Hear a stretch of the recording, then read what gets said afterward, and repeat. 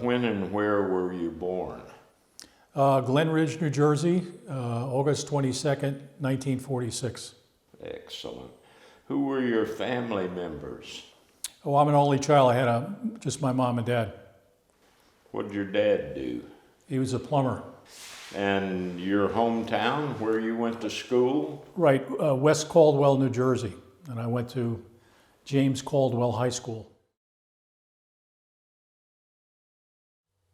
I graduated from high school in 1964 and started college that same year at Norwich University in Vermont, which at the time was an all-male military college. So I was, I think, 2 years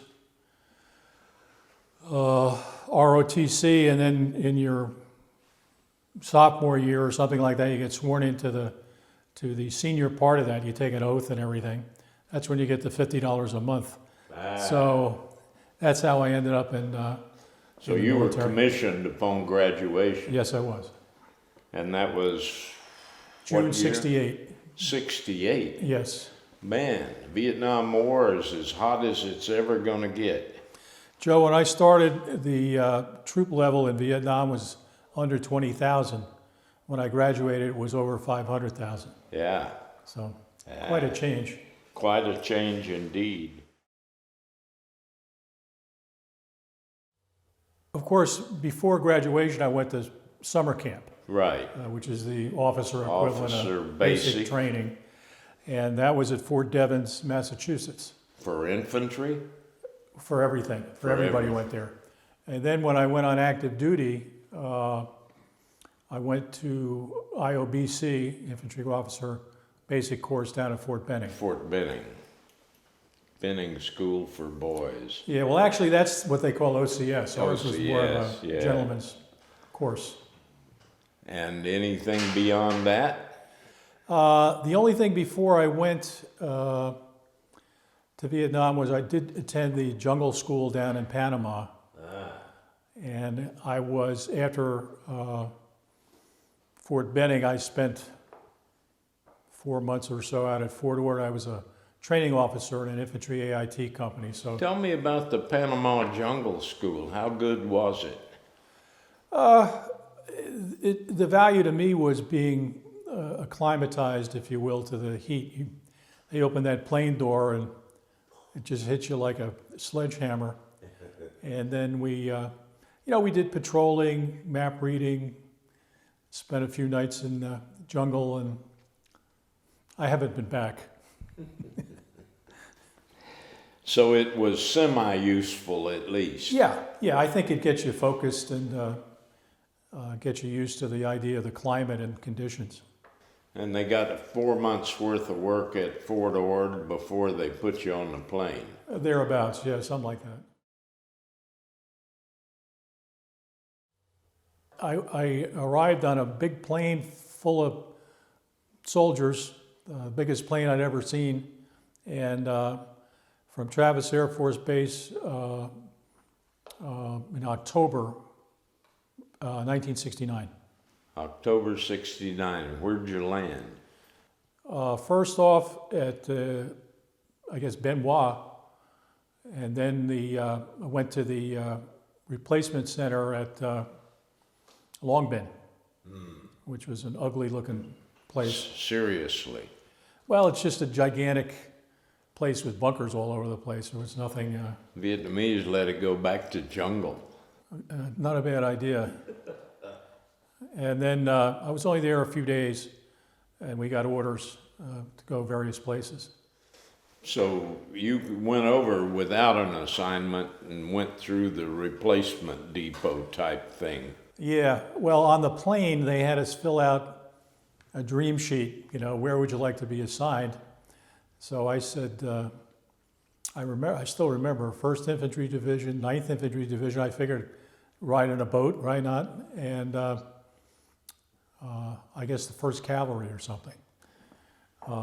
And where did they send you? The Americal Division. Of course they did. They only had you fill out that sheet so they could know where not to send you. I suppose so. But at that time, actually before that, the My Lai thing was cooking, and my recollection was that Lieutenant Calley was at Fort Ord when I was there.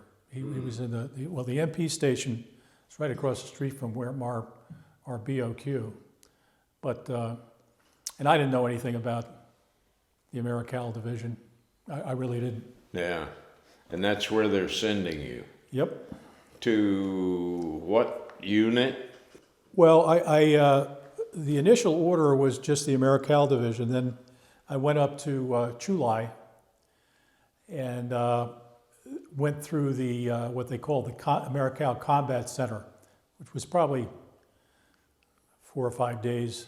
You know, same old stuff. Don't step on a booby trap. You know, useful things, I suppose. But it was on the beach, and I figured that's okay until the first rocket attack, which was the first day I was there, and I thought this could be a long year. Yeah. So anyway, we got orders, and I was assigned to the 4th of the 31st 196 Light Infantry Brigade. And they had a map there, and I looked where they were stationed, if you will, and there was LZ West and LZ Siberia, which at the time I think were the furthest west locations in the division. Yeah. And off you went. Off I went. Helicoptered out? Helicoptered out. It was a cloudy, rainy day. It was during the monsoons. And the guy had to circle around a while before he found LZ West, which was like a brown mud spot on the top of this mountain. And went down and...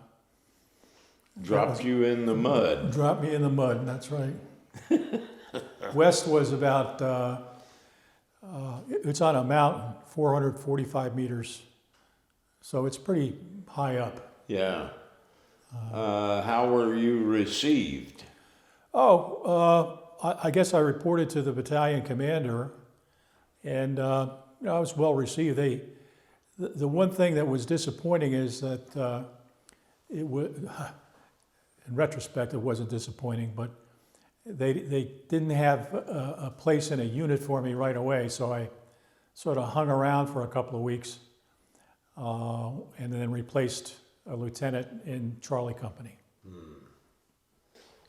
So what did you do while you were hanging out in the mud? I was the what they call the LNO, liaison officer, so I would fly back and forth to from LZ West to LZ Hawk Hill, which was the brigade headquarters. They had just moved from a place called Baldy. And actually, that place was pretty nice, the brigade headquarters. And probably about a week or so, I stayed in a big bunker with some guys, and actually a guy went to college with a friend of mine, and so anyway. And then finally I went out to West and got assigned You to a were a company. skilled bureaucrat. You would have got yourself an assignment in brigade headquarters. Yeah, no one offered me that. Got to put pins in a map. Yeah, no, that didn't happen. Back to the mud hole. Yes. And back to platoon. Yes, got assigned to 2nd Platoon, and they had just come up on West. Introduced myself, kind of intimidating. All these guys, they look like they've been out there 2 years. And my platoon sergeant initially was I don't know whether it was second tour, I don't think so, but he was an E6. He had about probably 10 years in or so. Was he good? He was okay. His MOS was 11 Hotel, which is they don't have that anymore. It's a recoilless rifle.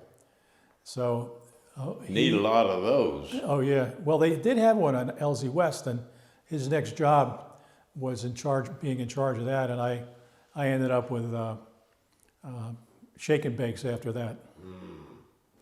How were they? Very good. Yeah. I mean, people tend to talk them down, but the guys I had were fine. You know, they were well motivated, and I've heard that from Yeah. other platoon leaders. Yeah. That they I didn't have a problem at all. described for the audience the shake and bake. Shake and bake. Well, in the day they had shake and bake chicken, which you Yeah. shook up in a bag and put in Yeah. the oven. So these guys had gone through basic and AIT, AIT, and a, they were made a sergeant. NCO school, yeah. And you know, they were all college graduates. One guy had a master's degree, and, but they did a fine job. They wanted to survive too. Absolutely. Yeah.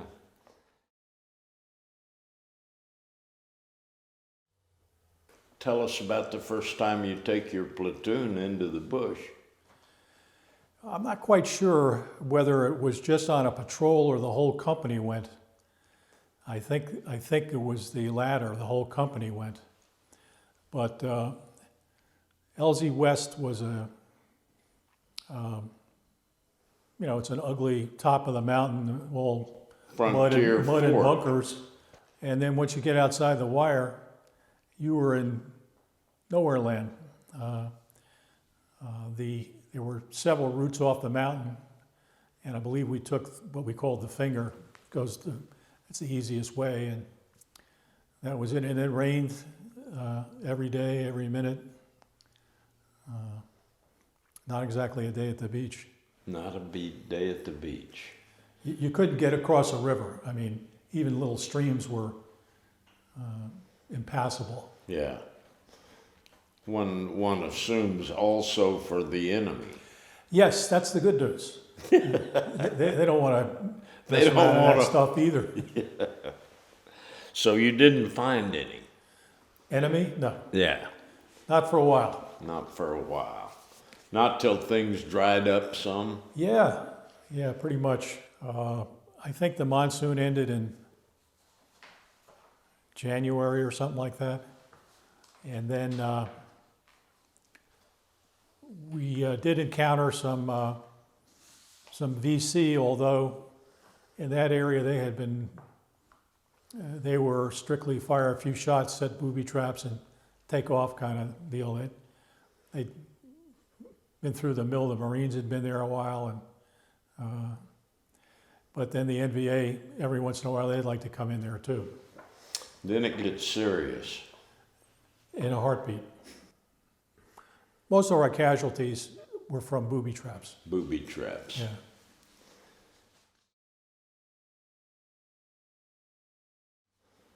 When you were on top of the hill, what were living conditions like? I saw that in the paperwork. The word accommodations were used. I laughed. My platoon bunker was about 8 by 10. At least it wasn't muddy inside, but all of them were infested with rats, and had one of those little telephones like in World War II where you crank the thing and the light comes on. So it was, at least I was out of the rain. But rudimentary, to say the least. Oh yes, yeah. And that was where you lived and slept and Right. worked. Well, yeah, we weren't there that often. The deal was that we had LZ West and also LZ Siberia, which was about 6 kilometers to the west. So they always had like a reinforced platoon up there. But you know, the companies rotated, so I was in Charlie Company. You'd be out in the field most of the time and then go up on a fire base for a while and then be replaced by another company, go back out to the field. And while you're on the fire base, they sent patrols out. So you'd walk down the mountain, walk back up the mountain. There were booby traps, there were VC, you know. It wasn't like you were laying around.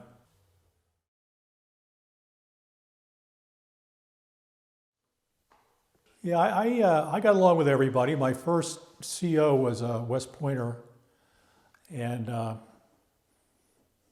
was kind of lukewarm about him. But after a while, he was replaced by a guy who had come up through the ranks and gone to OCS.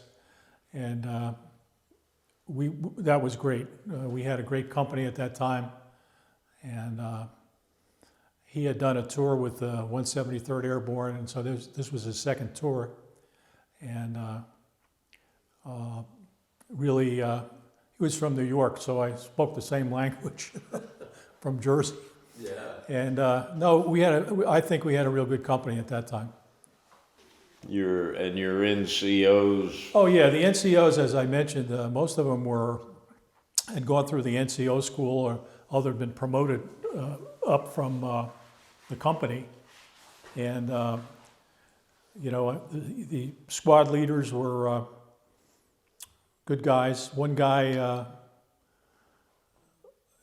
had been in the 82nd. They withdrew that brigade, 3rd Brigade, and so he came up to the mountains and got an education.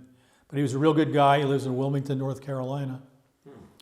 And the other guys were, I had, the fellow with a master's degree was from Nebraska, of all places. Good guy. I mean, everybody, I got along with him, and, Now, back home, you got anti-war protests, you got racial tension, race riots, things like that going on.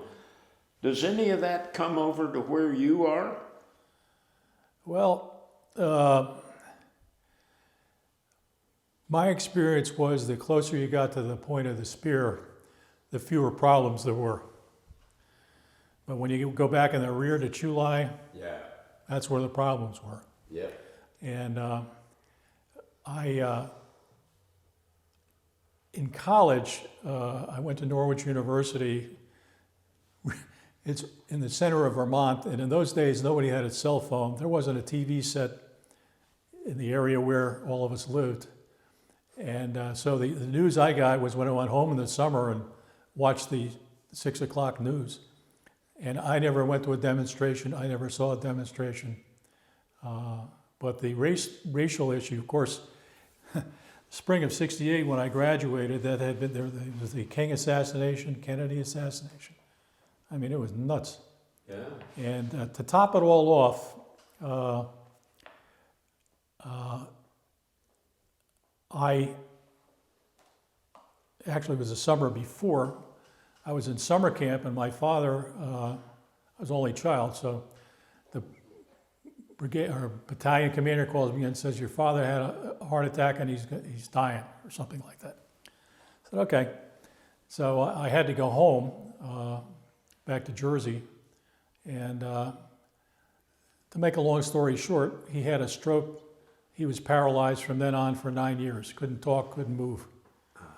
So That's hard.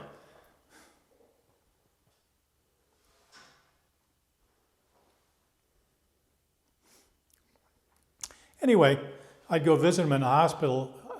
Of course, I was a plumber's helper in the summertime, but and people were yelling and stuff. It was down in Montclair, and finally he got home, but he was always in a hospital bed in our dining room from then on. But that's the closest I ever got to any riots or anything, other than reading about them. So you could get that same vibe in Chulai, but not out on the Well, LZ. there was some, but really not much. My experience was that, as I said, the closer you got to the point of the spear, the fewer problems you had. Everybody realized they had to depend on each other, and it didn't matter what color you were or anything else. And it didn't. This may seem a funny question, but what did you do with your time off, if you had any? I saw that question. I don't remember having any time off. The rotation for our company, or all the companies, was we were out 70 days, and we'd go back for 3 to Chulai on what was called stand down. For 3 days? 3 days, and back out for 70 days. how very generous of them. Yeah, it really was. What'd you do with all of those 3 days? I drank a lot of beer. Did you have barbecue on the beach? We did. Steaks that I would throw away, but they tasted pretty good at the time. Knock yourself out. Yeah, and they had floor shows too. Yeah. And they took all our weapons and everything, but there was always some guy who had a smoke grenade who set it off during a floor show.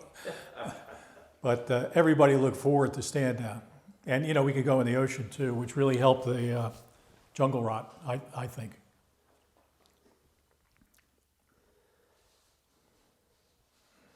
You have specific memories of the popular culture at that time, really music? Oh, yeah, the music was great. What were you listening to? You know, I'm not a real fan, but the music changed, you know, over the time I was in college from, you know, the Beatles and Stones and kind of rock and roll to, of course, the Beatles got a little weird at the end. And yeah, Creedence Clearwater. Yeah, Creedence Clearwater and all that stuff, you know.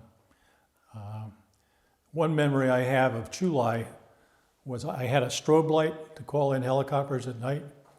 And in the hooch where the guys lived in the rear, they had these ceiling fans.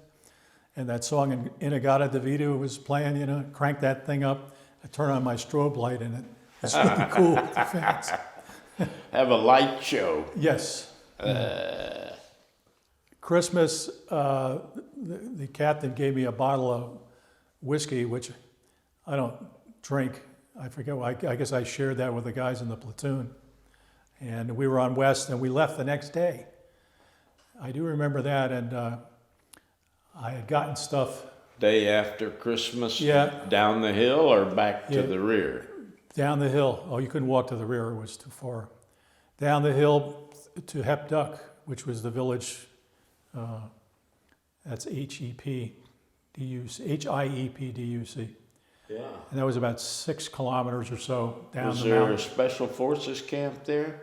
No, that was, they had a place called LZ Karen where they had some guys there. The nearest special forces camp was Tien Phuc, and that was in the next valley. I did go there on a helicopter one time. But I guess those guys were, I don't know whether they were special forces or just MACV advisors or something on LZ Karen, but it was a tiny little place. You get turkey and stuffing for Christmas dinner? Well, that was on right before I LZ? got out to the field, so the short answer is no. No. But I did eat a turkey sea ration Oh, to good. celebrate. Yeah. Thanksgiving, no different. Not for me.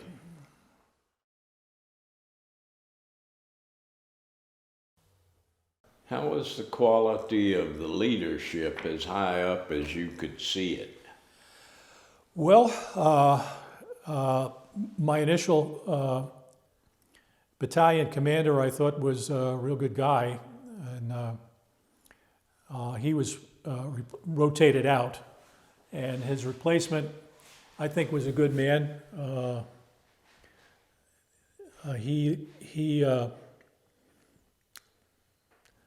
I think it was his first tour, if I wasn't not mistaken. And, you know, at least he'd get out and go to the field and talk to guys and stuff like that. He was replaced by a guy I didn't like at all, who had been in Africa. And he'd been in the Korean War, but first time in Vietnam, and he was, I thought, aloof and arrogant. You know, my personal impression. I'm sure he was a good person, but I didn't care for him. Two out of three is not too bad. Then after him, there was another guy. I didn't know his name. Can you describe significant actions, operations in which you participated? Did you get into any really big fights? Yeah. It was in the spring of '70, and we were operating west of the river, kind of in the western part of the area of operation. And crossed the river. The shortest guy in my platoon lost his rifle and almost his life, and some guy grabbed him and pulled him out. We continued up. Of course, losing your rifle is pretty not bad. good. There was a North Vietnamese soldier on the trail. He was killed. So we gave the guy his rifle. The problem was, the minute I saw that guy, he had a new,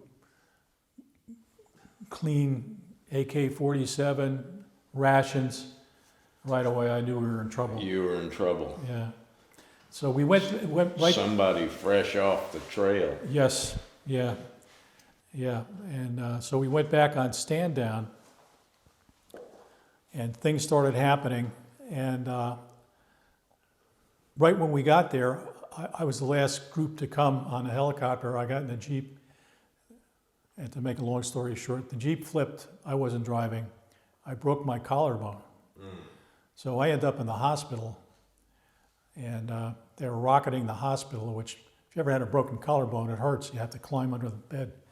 Anyway, I was out of the field for at least a month because of my left shoulder. I couldn't carry a rucksack, couldn't carry a rifle. Right. But I went back out to LZ West, and I was the night duty officer. So I slept in the daytime, and at nighttime would handle all the radios and artillery fire and stuff like that. And the North Vietnamese were there, and they hit pretty hard, and we lost some guys, and the other companies lost some guys, and I finally healed up enough to go back out. And at that time, I was company commander, much to my chagrin. And I thought they You were captain by now? No, I was first lieutenant. First lieutenant.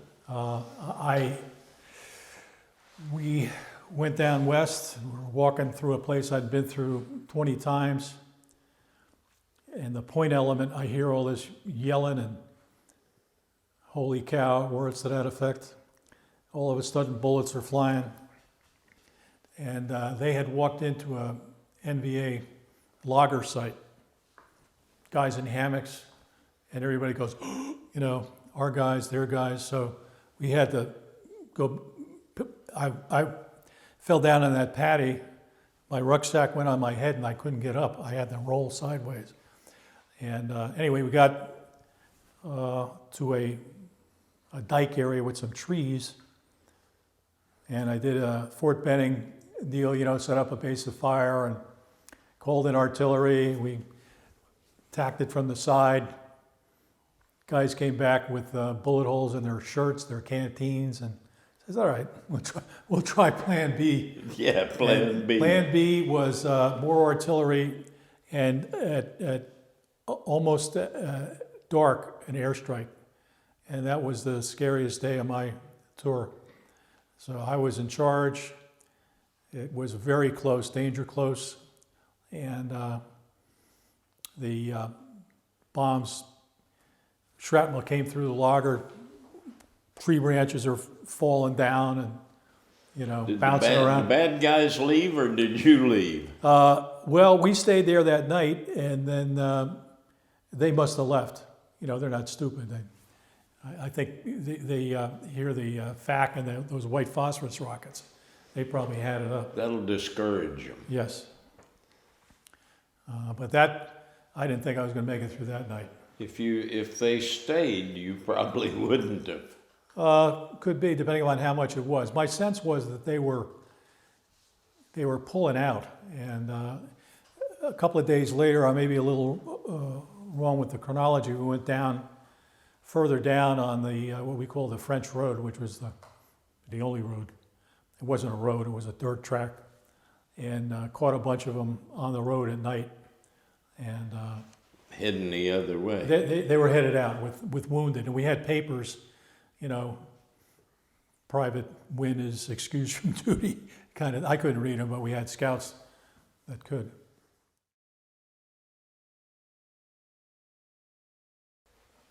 We want to talk about your most vivid memories Tell me about the worst day you had during your I just told you. You just did. Tell us about the best day you had. No contest, going home. Going home.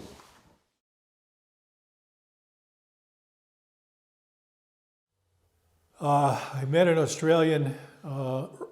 First part of my tour was when I was on Hawk Hill, and they had not Australian but Korean Marine unit, and this guy was the liaison with the brigade and the Korean Marine unit. But there was a language barrier, so I didn't really get to talk to him. None of the others, other than hearing the New Zealanders on the radio, usually swearing about something. That can be amusing. Yes, and as far as Vietnamese are concerned, we had scouts. Each platoon had a Kit Carson scout. My first one, I think his real name was Win Van Lee, but everybody called him 20 because that's all he could say that's how old he was. And 20 was killed shortly after I took over the platoon. He went out with the company and there was a booby trap and he had a head wound. He's mentioned, by the way, in that Keith William Nolan book, Through the Valley. And 20 was admired by all of us. And then his replacement, I knew more about the VC than he did. Yeah. But the other two guys were okay, Jack and Key. Jack was a local guy from Hepduck and Key was from Nui Laksan. What did 20 do to make him admired by all? Well, in August, when they had it was before I got there, when they had the big fight with the North Vietnamese that's been written about, he helped out a lot and he knew, he had been trained in North Vietnam, so he knew what was coming. How they were got going to do it. everybody ready as much as you could, He was in fact a defector. Yes. Yeah. All of them were. Yeah. Now, did you have much, if any, contact with villagers, South Vietnamese peasants? Yeah, when we went to Hepduck, which was it was in a controlled fire zone. I've got a map here, but that was where they were supposed to, and they had a little popular forces group there and all that. If we went there, we just passed through. So, but the people I saw were out in the middle of nowhere. Those are the people I had contact with. Probably all VC, I'm sure they were. But these are people you're seeing out there, small farms, that kind of hamlets, stuff. Hamlets. Huts, yeah.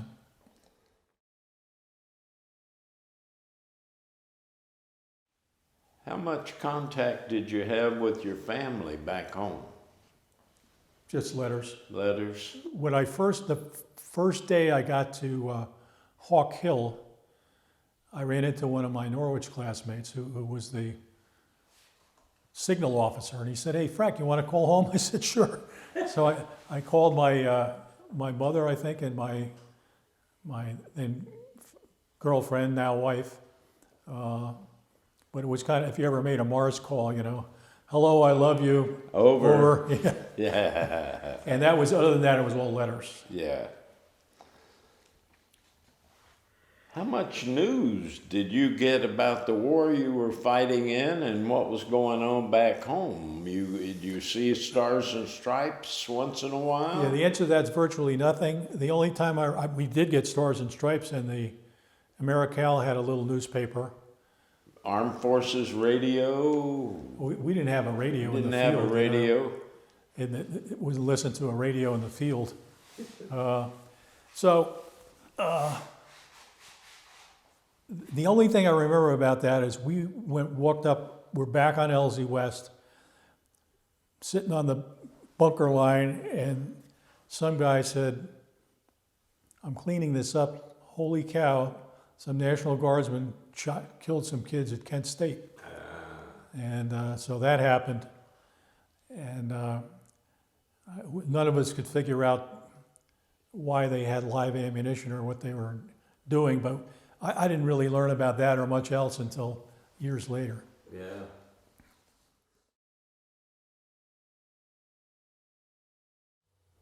I did eventually get a starlight scope, but they were old sort by of then. primitive at that point, Yeah. just this kind of green thing, Yeah. and it came in a case. Right. And the only other thing was, since I was hurt, they gave me this locator and FM radio to use in what was called a beacon strike. And I didn't know exactly what it was, but I would be given a time, set this thing up, turn it on, and I could actually talk to the pilot. And, and they were going out west and blowing up trees and stuff. That was the impression I got. Supposedly, it would give them a fixed point on the earth from which they could take an azimuth and drop their bombs on a target. But they weren't really dropping bombs at your command. This was far away. You were a low-ran point or something. Right, yeah. Yeah. Now, I was on the business end of 2 arc lights. And the first one was at night. Didn't know what was happening. Word on the radio was stop where you are, set up, so we did. It's dark, next thing you know, boom, boom, boom, boom, boom, boom, and earth's shaking, and everybody's going, what the hell is that? Finally figured out what it was, and then the next one, I was on west and knew it was coming. So I had a grandstand view and could actually see the planes 30,000 feet, and that thing hit. It was out in the western part of the valley. Holy mackerel. Yeah. I don't know what they hit, but God, it was a sight to see. Yeah. Tell me about going home. That was great. You finished your year. Yeah, right before, this was maybe a month or so before I left, they brought me back to LZ West, and I was really, again, the night duty officer there. And then almost at the end, I got in this helicopter because the guy wanted to know where a place was. Next thing I know, the guy turns back and says, we're going down to do a prisoner snatch. I said, no, you're not. Not with me in here. But anyway, I literally changed places with the door gunner in the air. I was the door gunner. They went down and tried to grab some schmuck, which they didn't do. But I fired that whole box of ammunition. The pilot wanted me to stay on. I guess I ended up back in Chulai and got on a plane to Cameron Bay. And I don't think I had a uniform. So I went to this big place where they had uniforms and got some khakis to put on. And the night before I went to, they must have had a little officers club there. I ran into another one of my classmates from Norwich, another guy. Actually, he had been in my company freshman year. And flew back to Seattle. And then since I wasn't getting out, I went right back to Philly to my wife's family. And it was wonderful. No, you weren't separating from the Army at that point. No, I still had some time left. And, since my father was paralyzed, I would have preferred to be, I probably didn't have to go at all if I'd have put in for a compassionate assignment, but that's not in my DNA. Anyway, when I came back, I had a few months to do, and I wanted to go to Fort Dix because it was only like an hour from my folks. That was not to be. I ended up in Baltimore at what was then Fort Holabird. Yeah. As the public information officer. So, of course, I mean, nobody in the whole Army asks to go to Fort Dix. No, except me. Except you, and of course they have to deny you pro forma. Yeah. I should have said, whatever you do, don't send me to Fort Dix. Don't send me to Fort Dix. They would have sent you straight away. That's right. So how was Holabird? Holabird, you know, it was an office, and I was really ill-suited to that after my years' experience. And they had a newspaper they put out. Of course, Holabird at that time was the Army Intelligence School, so most of what they did was secret. Yeah. And it was when the Army got caught spying on civilians. So every day all these helicopters would come in, and you'd see all these generals' hats trying to figure out who to blame. But I didn't. I had 2 E6s that worked for me, and they did all the work. I basically didn't do much. Well, you were just working the clock out. You're right, right. And my wife and I were anxious to, I was married by then. I got married when I came back. We were anxious to leave Baltimore. Can understand that. So finally you're separated from the Army. Right. Still a first lieutenant or captain by No, now? first lieutenant. First lieutenant. What did you decide to do after combat and the Army? Well, I'd gotten married right after I came home. And fortunately, my in-laws had a place at the Jersey Shore in Ocean City. So we thought it would be a real good idea to go there, which is what we did for the spring and summer. And I worked again as a plumber's helper. But, you know, when fall comes, you know, you have to leave because there's no work. So to make a long story short, we ended up at Disney. Both my wife and I worked at Disney when they first opened, or their opening day. And the reason we were is because one of my other classmates, who was a good friend of mine and also a Vietnam vet, his dad worked for Disney, and Doug had been hired in Orlando. He said, come on down. So you're talking Disneyland down here? No, I'm talking Walt Disney World. Walt Disney World. Yeah, so we came down, we both got hired, and in a year, though, I started law school. I didn't work there very long. And you started law school? Right. Right. Where'd you go? Stetson University down in Florida. Yeah, Stetson. Actually, good school. Yeah, thank you. I was accepted and started at Rutgers in 1968. And, you know, my father was home paralyzed. I had this Vietnam thing hanging over my head. I thought to myself, this isn't going to work. So I dropped out. When I came back, I contacted Rutgers and went up to see whoever she was, some kind of dean. She said, what do you want? I said, well, I'd like to be readmitted. She said, you quit? I said, well, yeah, I had problems, and she didn't want to hear about it. She basically told me to get out of her office, and that was that. Welcome home. Yeah. Stick it in your ear, Rutgers. Precisely. Yeah. I haven't given him any money. Why should you? Exactly. Do you have any difficulty readjusting to civilian life after the Army and the war? I mean, I don't think so. I was so happy to be home and with my wife, and she's shaking her head, but I don't think I had a problem. I had a problem adjusting to school after that. It took me a while, but other than that, I was ecstatic. Have you kept in touch or made contact with guys you served with over there? Oh yeah, we have a big group. What happened was the captain's RTO became a police officer and ultimately a police chief, and had a company roster with social security numbers. And I don't know how he did it, but we have a group of 40 or 50. Yeah. And and incidentally, just from your company? Right, Charlie. That's pretty good. And we get together. We've been get together every couple of years.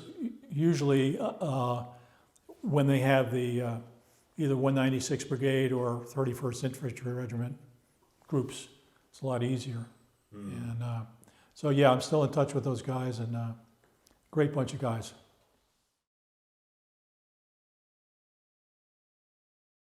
You think your Vietnam experience changed you and affected your life afterward, for good or for less good?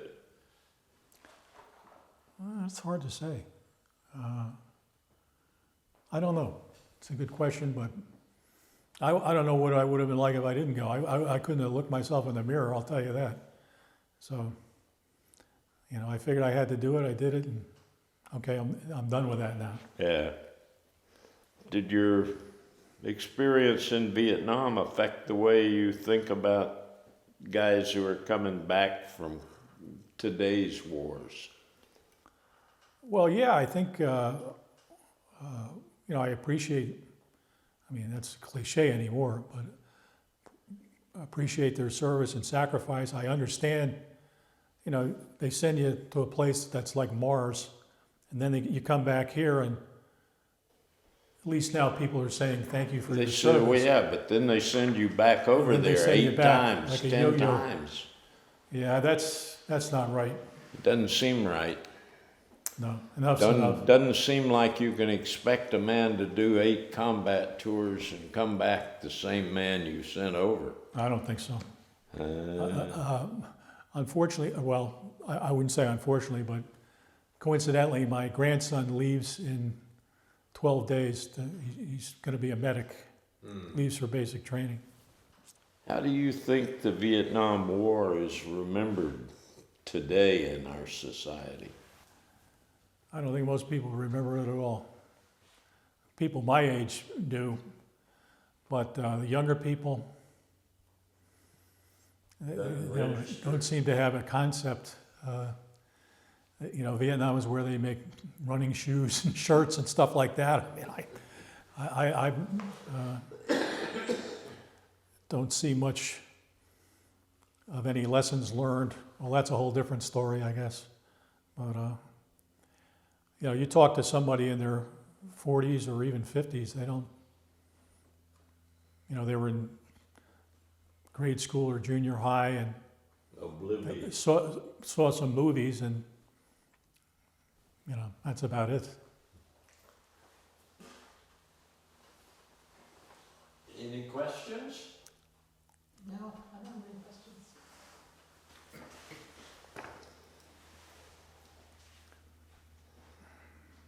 Did your Norwich experience help prepare you for the Army or Vietnam?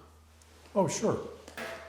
Sure. I mean, you got 4 years of military college, same as West Point. Yeah, except I went home in the summertime and got that great job as a plumber's helper. Right. But yeah, sure, I was used to being in a military organization and taking orders, and so it was helpful. Leadership, you know, being a lieutenant, a lot of people make fun, but at that level, not you, but at that level, a platoon leader is a platoon leader, or should be. And if you can't, your guys will let you know in a hurry. Yeah. And sometimes brutally. True.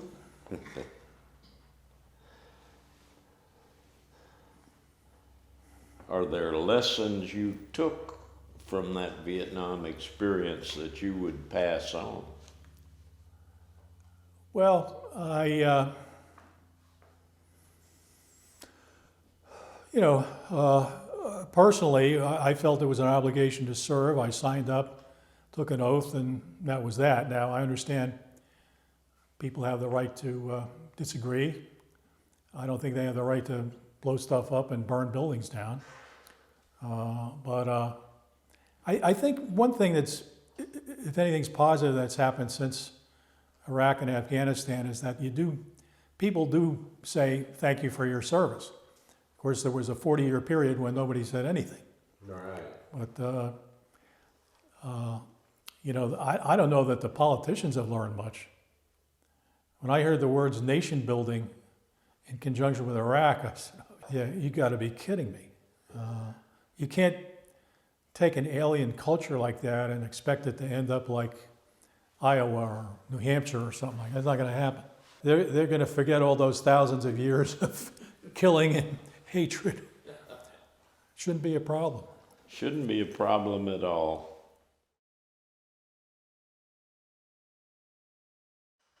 You visited the Vietnam Veterans Memorial in Yeah. D.C.? Several times. And the What first do you- time I think was with our guys from Charlie Company.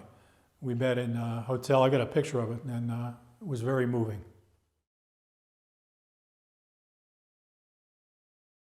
You've heard about the 50th anniversary of the Vietnam War commemoration. You're part of it here I today. have now. You have now. I didn't before, no. What do you think about that? Well, that's great. You know, I hope it's successful, and I hope, people in the country take part. There's some education imparted.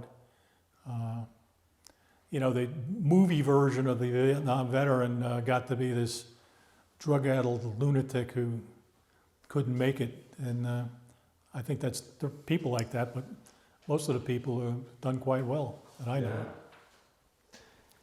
Is there anything I haven't asked you about that you think you ought to say or tell us about? Well, the one thing I thought about when I went through all my stuff is I have pictures of our scouts, other than 20 who already got killed. And I remember distinctly asking them, because at that point, towards the end of my tour, it was obvious we were pulling out. I said, what are you guys going to do when we leave? And the answer was, I don't know. Don't know. And I'm afraid they got killed. Some of them they did. Yeah, I don't know. Has anyone given you your Vietnam veterans lapel pin? No. We better remedy that then.